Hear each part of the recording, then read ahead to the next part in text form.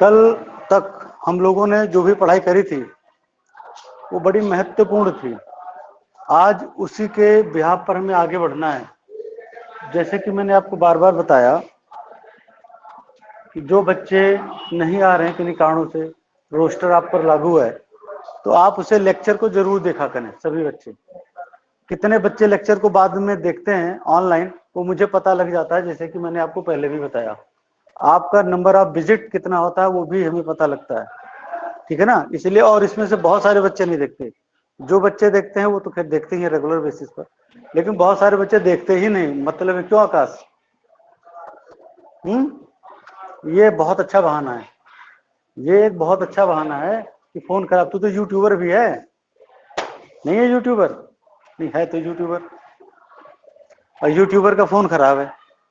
यार ऐसे बहाने मत बनाओ। जो मुझे बहुत समझता है चीजों को, मुझे चीजों को बहुत समझता है, मुझे बहुत समझता है। आपकी हर एक्टिविटी को मैं ऑब्जर्व करता हूँ।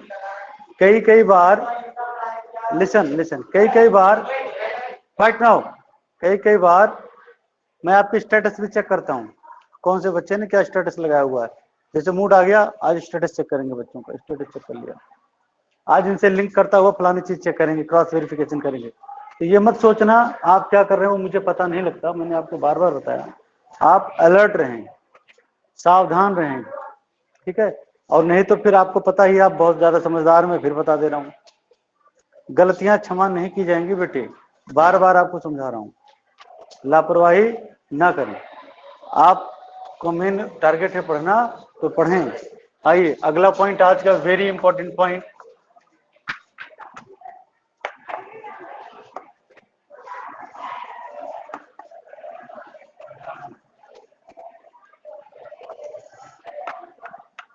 Work energy theorem.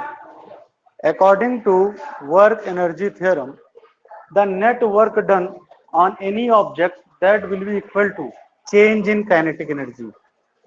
Work energy theorem ये कहता है work always equal to the change in kinetic energy of mv square minus half mu square.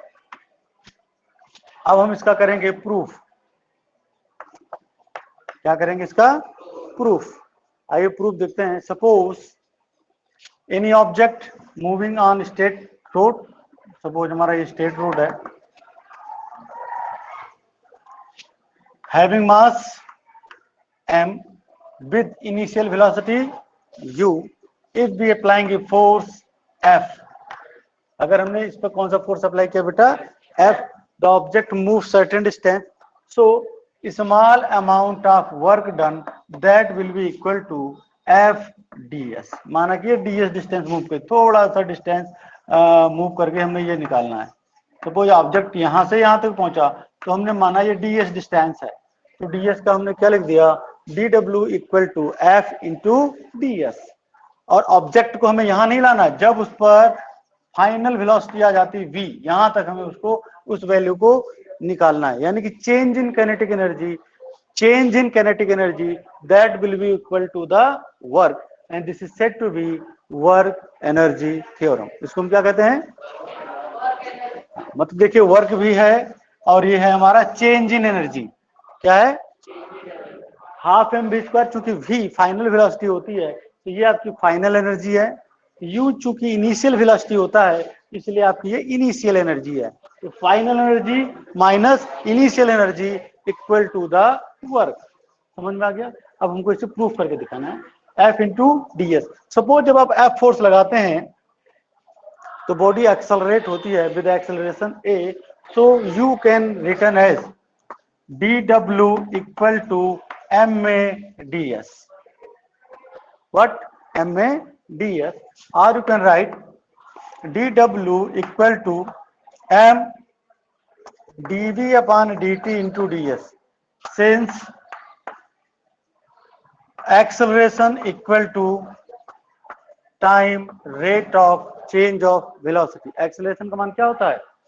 Acceleration बराबर velocity upon time, acceleration equal to velocity upon time, और dw equal to m dv ds upon dt. Since ds upon dt is the distance displacement upon time, so it can be written as velocity. Then this formula becomes dw equal to mv, m ये वाला v हो गया ना, mv dv, because we have to find out net or work done when your body move from a to v. It means velocity changes from u to v. So we have integrate this expression within proper limit, that is u to v, u to v, and we get our result. How? देखते हैं.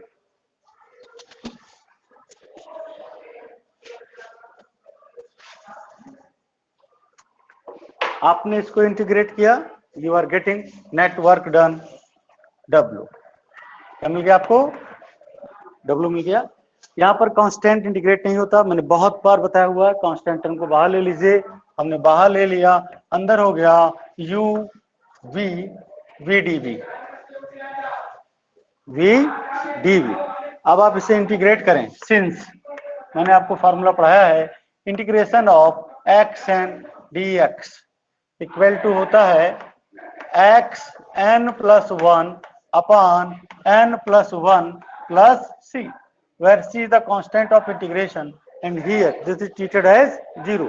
ये कल भी बताया गया था. जिन बच्चों ने ऑनलाइन पढ़ा होगा उनको ये चीजें समझ में आ रही होंगी. कल का ही टॉपिक है एक प्रकार से देखा जाए तो.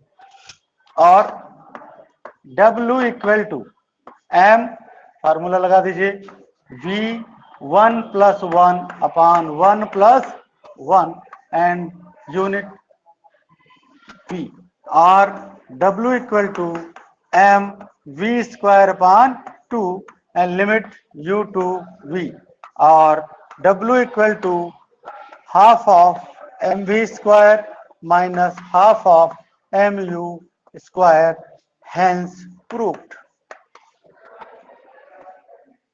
आप कोई दिक्कत है तो पूछिए. किसी भी बच्चे को यदि कोई दिक्कत है तो पूछिए. ईश्वर, कोई है दिक्कत? कोई ऐसा चीज जो समझ में ना आया हो, यू कैन आस्क. अगला पॉइंट क्या है? Potential energy. आगे बढ़े. हाँ बोलो. क्या उतारना है? अरे यार, जो किताब अपलोड करी हुई है उसमें लिखा हुआ है. क्या नहीं सेंड करी क्या? तो भी कर तो दिया. फिर भाई यूनिट 4 जो मैंने अपलोड करी हुई है ये वहीं से मैं हम लोग पढ़ रहे हैं. सारा है. लिखने समझने के चक्कर में पढ़ो, लिखने के चक्कर में क्यों पढ़ते हैं? लिखने का कार्यक्रम किताब से ही करें.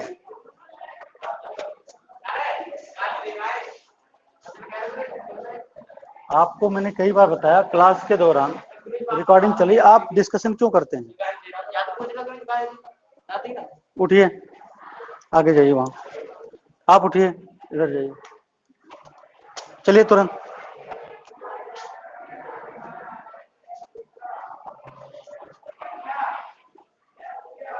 यहाँ बैठिए.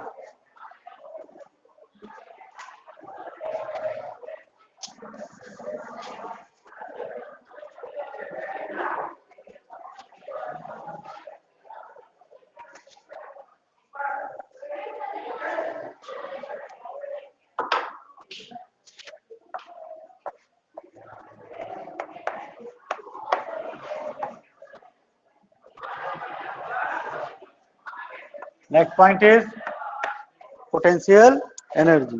ये क्या होता है? As I told you in previous classes, potential energy is energy possessed by the body by virtue of its position. किसके द्वारा? Virtue of its position. Okay. Potential energy is the energy possessed by the body by virtue of its position. तो आइए हम जरा समझने का प्रयास करते हैं. Suppose a body having mass m lying on a table, हमने माने टेबल पर रखी हुई है या कहीं पे ग्राउंड पे रखी हुई है, and you took the body at certain height from the ground and say the height is h. Now your object is lying here, A and B. Then what is the work done by you on this particular body to reach at point V? यानी कि आपके द्वारा इस वस्तु पर B point तक ले जाने में कितना कार्य किया गया, क्योंकि ये इसकी स्पेसिफिक पोजीशन है और इस स्पेसिफिक पोजीशन में जो इसके अंदर एनर्जी है that energy is said to be potential energy. So W equal to F into S, जैसे कि फार्मूला हम लोगों ने सीखा हुआ है, W work done equal to force into displacement. Force कितना लगेगा you know well, because the mass of the object is m that is lying on the ground. So there is a weight F equal to mg, and you took the body from A to V. So mg into h. So W is treated as potential energy. So potential energy equal to mgh.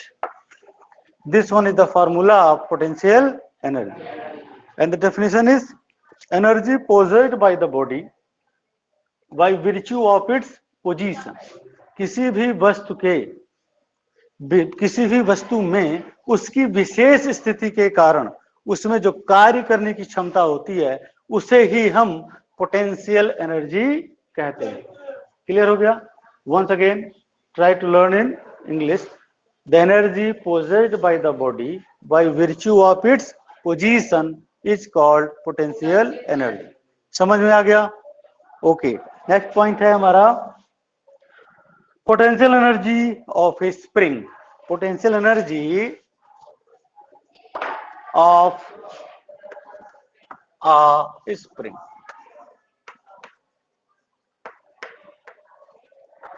Potential energy of a spring. Because stand up. Why you are laughing? Stand up quick. Why are you laughing? Any reason? Be aware in the class. Be alert in the class. आइए शुरू करते हैं ये वाला point.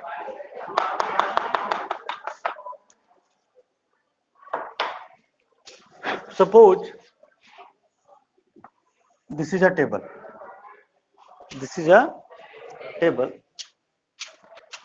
This one is your spring, and object having mass some say k, say m, sorry, lying on the table. This one is your spring. This one is your hook. ये क्या है?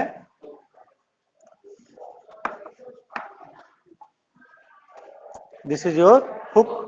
This is spring. This is particular body say having mass m. ठीक है ना? हमने माना ये हमने एक सिस्टम लिया, यहाँ पर हमने एक स्प्रिंग फंसा के रखा हुआ है. उस स्प्रिंग में हमने उसके हुक से एक पर्टिकुलर बॉडी को अटैच कर दिया जिसका कि मास क्या है? m है. अब जरा देखिए, अगर आप इस बॉडी को अंदर की ओर प्रेस करते हैं तो स्प्रिंग में क्या होगा? कंप्रेशन. आप स्प्रिंग पे क्या डालेंगे? दबाव डालेंगे. उसे हम बोलते हैं कंप्रेशन. या अगर आप इसे पुल करते हैं तो ये क्या होगी? इलोंगेट होगी, खींचेगी, बढ़ेगी. इसकी हाइट, इसकी जो लेंथ है वो क्या कर जाएगी? बढ़ जाएगी. उसको हम क्या कहते हैं? Compression and elongation. Compression and elongation.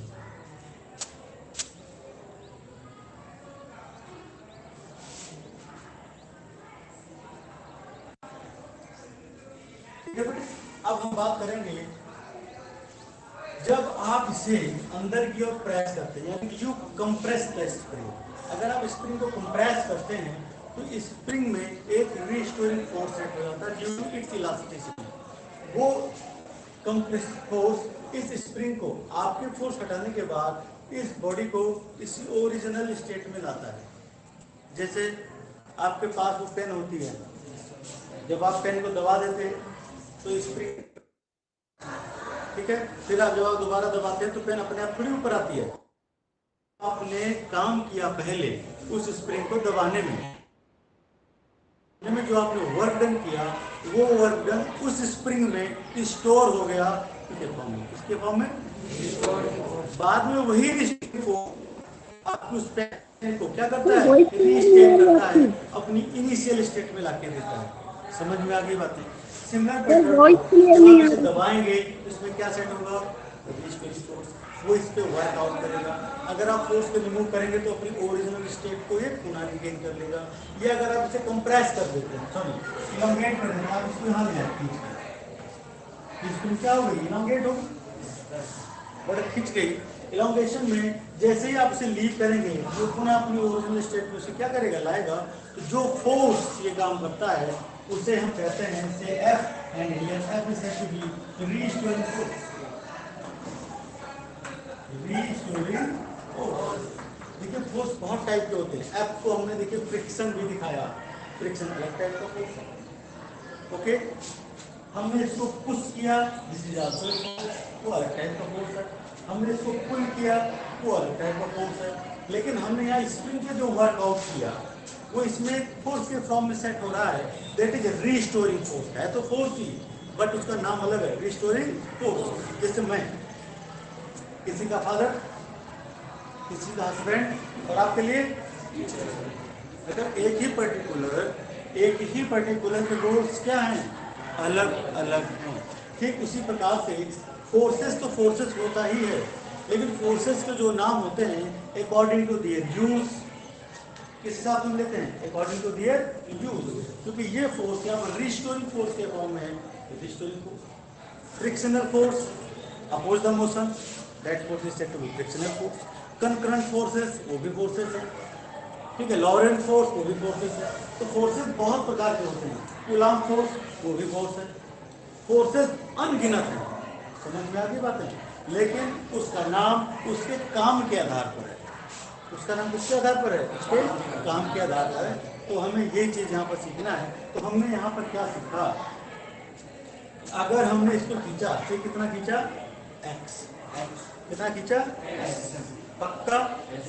तो आपने क्या किया था फोर्स लगाया था या आपने इसको अंदर की ओर प्रेस किया तो आपने कितना प्रेस किया एक्स प्रेस किया। तो ये जो फोर्स की डायरेक्शन है वो आपके द्वारा लगाए गए फोर्स के डायरेक्शन के हमेशा क्या होता है अपोजिट होता है। यानी कि restoring force is directly proportional to elongation or compression. Restoring force F which is set up in the that spring that is directly proportional to the compression or elongation. compression के form में भी और elongation के form में भी but the nature क्या होता है अपोजिट होता है। फोर्स हमने किधर किधर उतारा फोर्स हमने लगाया किधर क्यों यहाँ देखिए फोर्स आपने कहाँ लगाया तो रिस्टोरिंग फोर्स किधर सेट हो रहा है इस डायरेक्शन में ना। और this here we use minus sign इसलिए हमने यहाँ पर क्या यूज किया है minus sign which indicate only the direction of the restoring force not included in the calculation. सवाल को हल करने में इस्तेमाल नहीं किया जाएगा लेकिन माइनस का साइन सिर्फ और सिर्फ उसकी डायरेक्शन को दिखाने के लिए यूज किया गया। किसको दिखाने के लिए okay. If we remove this proportionality sign, we have used a constant, and that constant is called K. So F equal to K. This is another formula of restoring force. F equal to minus Kx, where K is spring constant. Which constant? Is spring constant. कौन सा constant है के spring constant. I hope समझ में आ गया होगा। कोई डाउट। अगला पॉइंट आता है हमारा सर एक बार और बताओ।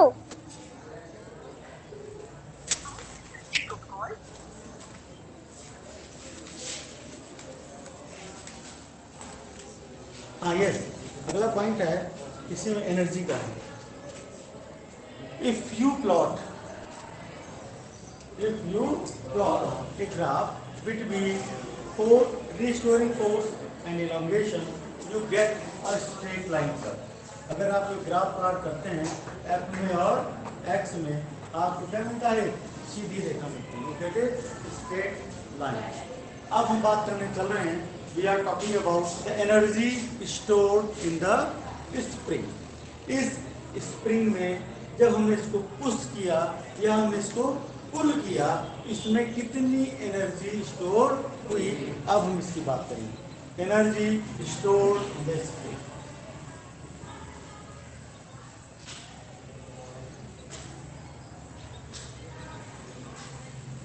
डायग्राम नहीं चलेगा तो आपके सामने था, you know well what f equal to minus kx से इक्वेशन नंबर 1।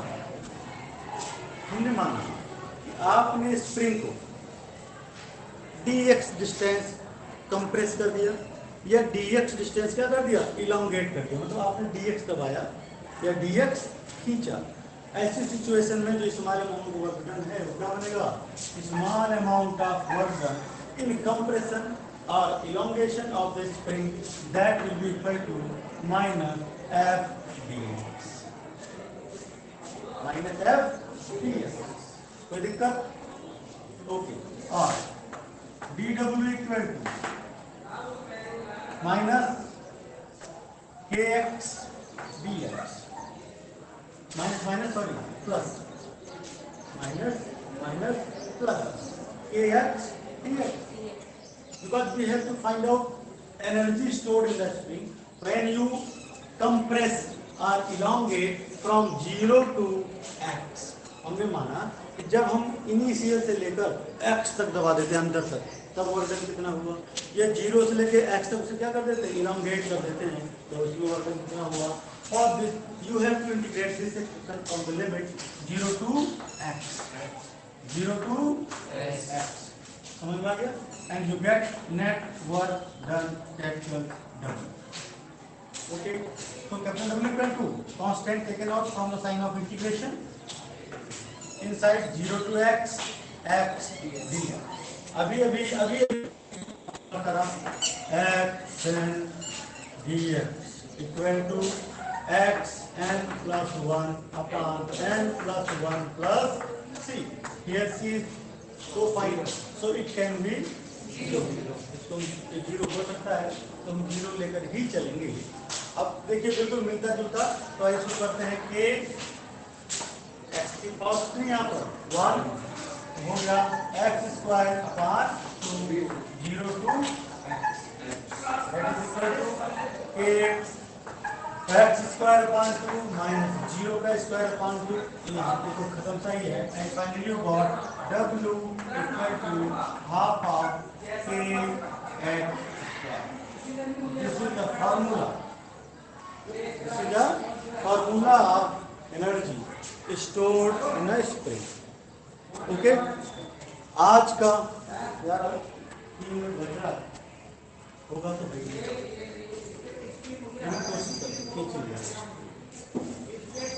एक बात और कल ही करते हैं।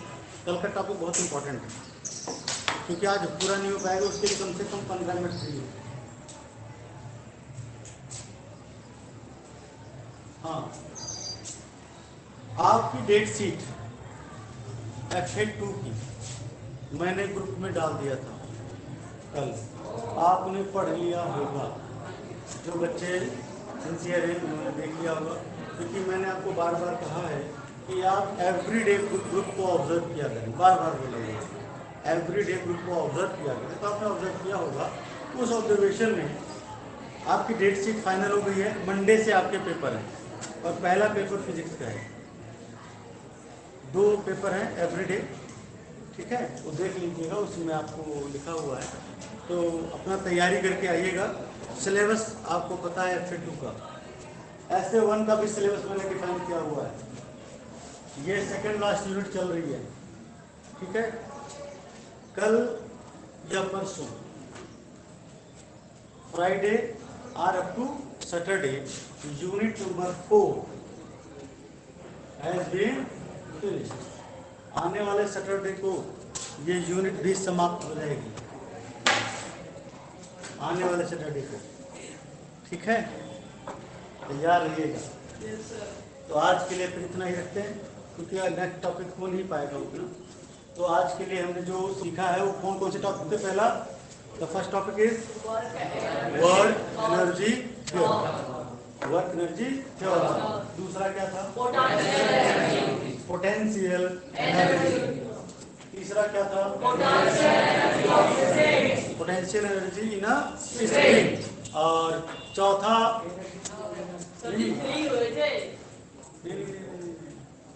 उसके पहले क्या था? पोटेंशियल एनर्जी स्प्रिंग का था। स्प्रिंग कांस्टेंट पहले चलेगा ना, पहले हमें के को डिफाइन करना था। तो यहाँ से के को डिफाइन किया जा सकता है K equal to minus F by X. ये फार्मूला होता है स्प्रिंग कांस्टेंट का फार्मूला। ये रह गया है। तीसरा पॉइंट ये था। एंड दैट वन इज, अगर हम इसकी यहाँ पे ऐसा यूनिट निकालें, पहले निकालते हैं, फोर्स की क्या होती है? न्यूटन। एक्स की क्या होती है? मीटर। न्यूटन पर metre. This is the SI unit of spring constant. Spring constant कैसा यूनिट होगी? इसके बाद आपको डायमेंशन इसका निकालना है। डायमेंशन आप निकालेंगे तो फोर्स का डायमेंशन होता है m/t-2। इलांगेशन का होता है l से l cancel out and got m/t-2। ये दूसरा पॉइंट, ये तीसरा पॉइंट था। और चौथा पॉइंट आपका, तो आज हमने छोटे छोटे 4 पॉइंट करे हैं। आज आपका HW आपको समझ में आ ही गया होगा। डेली का वर्क आपको क्या होता है? Read and write as well as numericals. ये 3 काम हमेशा होते हैं आपको। रीडिंग करनी है, राइटिंग करनी है, आपको कॉपी पूरा करना है, और साथ ही साथ अगर न्यूमेरिकल कॉल होता है तो आपको न्यूमेरिकल्स भी साथ साथ करने हैं। ठीक है। और बुक में बीच बीच में भी न्यूमेरिकल्स दिए हैं मैंने, वो सब आपको करने हैं। अगर आपको डाउट आता है तो आप डाउट दे सकते हैं। You are free to ask queries. Okay, आज के लिए बस इतना ही।